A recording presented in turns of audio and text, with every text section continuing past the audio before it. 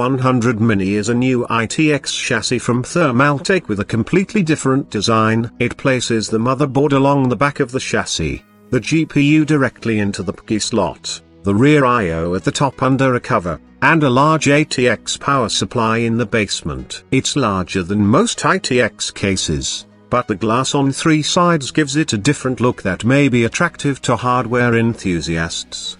I was looking for a simple and clean design where wires are hard to find. This case seemed to be made for it. It does take up quite a bit of room, but if you tweak it and have the room, it doesn't get any better than this. I was going to choose the black car, but we have a lot of dust and white is a bit easier to keep clean. The UV lights and coolant keep it super cool at night. It is not completely represented in the photos. We need to highlight one last point about Tower100, which is the placement of the rear I/O panel. It's a novel design, and Thermaltake chose to place the rear I/O panel in one of the least accessible configurations of any tower in recent memory. Thermaltake places the I/O panel inside the case, underneath the topmost panel, rather than displaying it on the back of the case or somewhere else on the exterior for easy access. It makes the case look sharp and minimalist from all angles on the outside, but in a worst-case scenario, it is not included.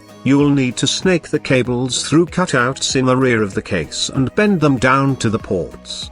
Pros: comes with tempered glass on right, left and front panel. Unique new case design. Reasonable thermal performance. Easily affordable. Cons: no included RGB lighting. Limited cooling potential. Thermaltake's the Tower100 chassis is, given its limitations, a surprising pleasure to build in. It's not difficult to build in, offers a unique, fish tank-like look, and is capable of great thermal performance. It's important to keep these limitations in mind because there's only one layout. It's a tad bit challenging to remove the side panels, as you'll need to strip the screwdriver and undo a total of 12 screws to unresist the case.